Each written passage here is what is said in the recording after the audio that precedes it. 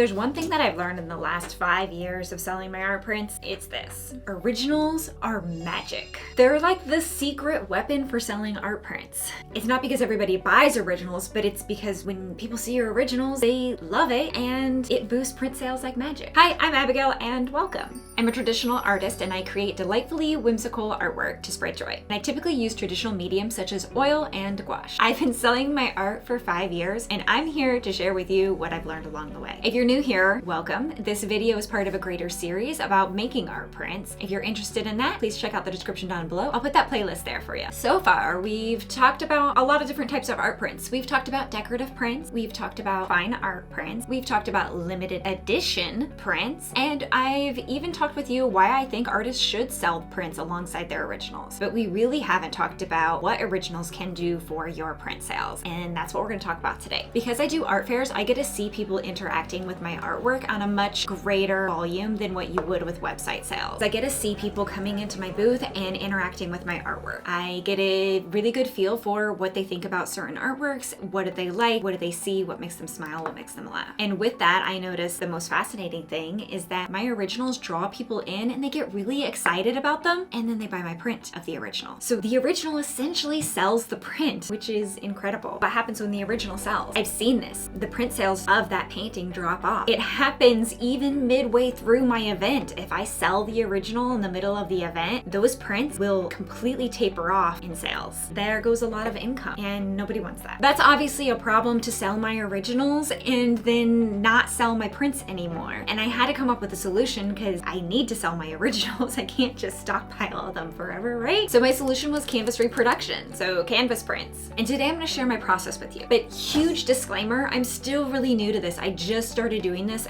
maybe 6-7 months ago, and I'm absolutely still learning a ton. I'm still learning, making mistakes, and refining my skills with this. So to put it simply, this is just my workflow that I wanted to share with you. If you have experience in this area, please feel free to comment below and drop any tips and tricks to help everybody out, including me. All right, let's get to it. Why I started making canvas reproductions. We already talked about this. Once my originals sell, my print sales tank. Canvas reproductions really fill that gap. By hanging them on my wall in my booth, I'm able to attract people to that print again. And they keep the energy of the piece alive long after the original has sold. And that's the most exciting part because I still get to talk about them and tell their story and allow people to fall in love with them. And all my canvas reproductions are limited edition, so those are also numbered up to the 250, and I use my handy dandy Notion tracker to track my limited edition prints and where I'm at with it. The tracker's already set up to track paper prints and canvas prints, which makes it really easy to incorporate a new product like this into your shop. And I talk about that in my video here. We talked about why to do this. You're here, you're ready to do it. Let's kind of go over my process. Materials that you will need are a printer, canvas sheet or roll, stretcher bars, scissors, a rubber mallet, a level, staple gun and staples, canvas pliers, varnish, and a varnish brush or roller, and some patience. You got all your materials together. Let's roll through these steps then. First step is start with a really high quality digital file. I've talked about this extensively in my other videos, especially in this video that I've linked here. Now that you have your digital file, then step 2 is to print the artwork onto the canvas. I use my Canon Pro 1100 for printing canvases. For the sake of authenticity, I want to share with you guys a problem though that I have been having with my Canon Pro 1100. Maybe a month and a half ago, my printer would stop pulling the canvas sheets in, and so then it would misprint them on the sheet incorrectly that I wouldn't be able to use them. Canon was really helpful. They helped me troubleshoot everything. They're like, we can't fix it. You're still under warranty. We're gonna send you a new printer. When I got the new printer, they told me I could use my previous ink cartridges in it, so that's what I put in it, and apparently that's not what you're supposed to do with a new printer. What happens is it ended up pushing air into my lines and it trashed the whole printer. I could never even use it. Thankfully, Canon went ahead and replaced that too. So I have a brand new printer that I'm working with, and I'm running into the same problem. This is what's happening. It thinks it's pulling the sheet. It starts printing up here, and obviously that's not gonna work. I need to have a big gap on the sides and on the top to be able to wrap this on a canvas. So this has continuously been an issue. Here's another one. As soon as I notice it's doing it incorrectly, I stop it so I don't waste my ink. I am pretty frustrated by this. I don't think I'd recommend the Canon Pro 1100 for canvas prints. This canvas sheets match all the specs that the Canon can handle. They confirmed with me. There's nothing nothing wrong with these sheets on why they shouldn't be feeding into the printer. I do think this is an issue with the printer, and I'm even at the point where I'm starting to wonder if this is the right printer for me. That is where I'm at. I'm gonna continue sharing everything with you, and I'm gonna kind of show you what I've done with some other canvas prints. Some of the B-roll is just gonna be a little bit off because I don't have all the supplies to be able to show you what I would to be able to make these canvas prints. It's an issue. I want to share that with you guys because I do believe in authenticity, and I do want to be honest with where I'm at with everything. So yeah, I'm making this big grand video on canvas prints and how to do them, and it's not even working, but that's life, and that's what we do, is that we just have to troubleshoot and figure it out, and that's where I'm at right now. And if I figure something new out and I am able to solve the problem, I'll let you guys know, but we'll move forward with the rest of the video as planned. Canon has a plugin for Photoshop, which is a Canon professional print and layout software, and it has an option to choose to print on a canvas, which is amazing because it allows you to set up your file to account for wrapping around the edges and having the artwork extend on the edges, which that's what gives you your ready to hang look. So don't skip out on this step. Once I have my canvas printed, I do recommend doing this in batches because this process takes time. Step 3, let the print cure. It's got to sit and it has to dry. You do not want to varnish it and you do not want to stretch it. It's recommended for at least 24 hours with my printing company's canvas sheets. Every company might have some different specs, so check into your company and what they recommend. And just because I'm nervous Nelly, I go ahead and give it about 48 hours just to be safe. After it's cured for 48 hours, it's time to varnish. So step 4 is varnishing the artwork. Don't skip this step. It's so important to varnish the artwork. That is what's going to provide UV resistance and archival quality to the canvas print. I use this UV resistant 100+ year archival varnish. It's also water resistant, and I choose to get it in the satin, but they offer glossy and matte. And I apply 2 coats. I will tell you from my mistake, don't do 1. I did that. That's not recommended. Again, check with your company and their recommended specifications on this because they may have some different recommendations. My company recommends 2 to 3 coats. Mine does great with 2 coats, and I brush it on right now, but I am interested in buying a roller. I think that it would make this process a lot easier. Oh my gosh,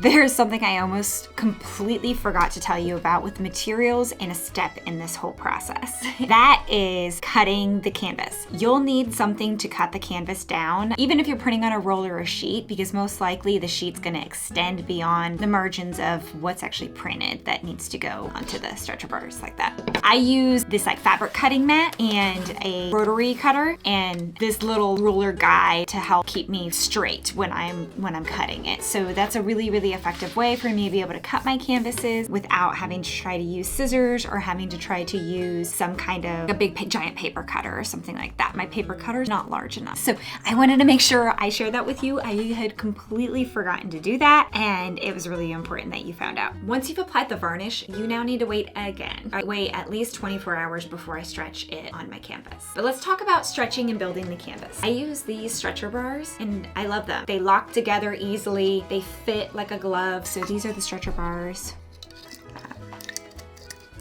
This one's got some stuff in it.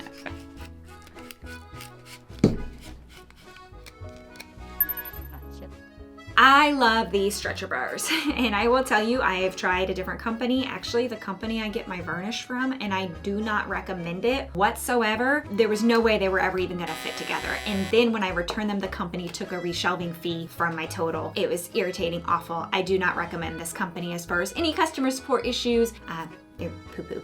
I'm not gonna say their name, but it was on the varnish bottle if you wanna go back and look. Anyways, building the canvas. Building the canvas is pretty easy. Once I wedge these all together, staple the corners with 2 staples to help secure it. Make sure when you're building your canvas and putting it together that you use a level. I made a mistake once and I put a canvas together and it was crooked and I had to sell it at a very steep discount to at least help cover my cost. After the varnish dries for 24 to 48 hours, your canvases are built. Now it's time to stretch your canvas. And this, my friends, I am terrible at. I will tell you, I struggle with this. I hate doing it. I absolutely hate doing it. It requires so much patience, so much like finger dexterity and strength. The canvas pliers make a huge difference and make things a lot easier. I do have cheap canvas pliers that I bought online and they're falling apart and they're awful, and I would also like to upgrade those to some more higher quality canvas pliers. There's lots of fantastic tutorials all over YouTube on how to stretch canvases. I recommend that you check those out and you find a method that works for you. Once you have your canvas stretched and once it's all put together, it's beautiful. It's so exciting, but you You need to have it set up and ready to hang for your buyers. You don't want to create another obstacle of them getting your artwork and hanging it on their wall. I wire the back of all of my canvases. It's pretty simple. You measure down 1/3 of the canvas, install your D-rings. I always create a pilot hole just because I never want to split the wood, especially on my originals. All right, there we are. So some just beginner tips.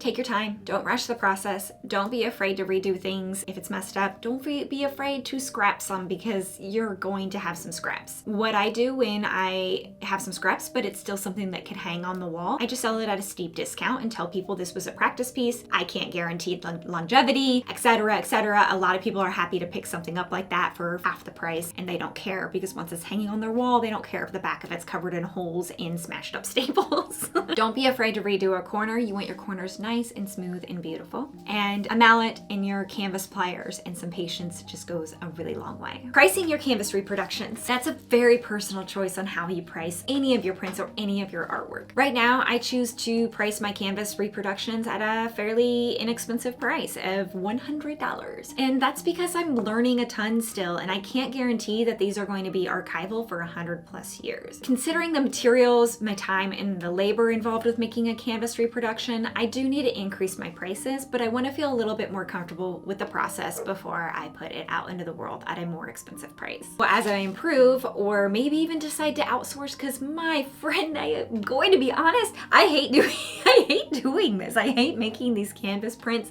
It's a chore, and I'd rather be doing other things like making a video for you or making new artwork than making canvas reproductions. So it might be something that I end up outsourcing one day. If you have any recommendations on companies, I'd love to hear from you. You're incredible. I appreciate all of your support. I appreciate your comments. I appreciate everything and you being here. Please let me know if you have any other questions, and I'd love to hear from you on what you think about this and what else you would want to learn about. Thank you so much, and I will see you next time.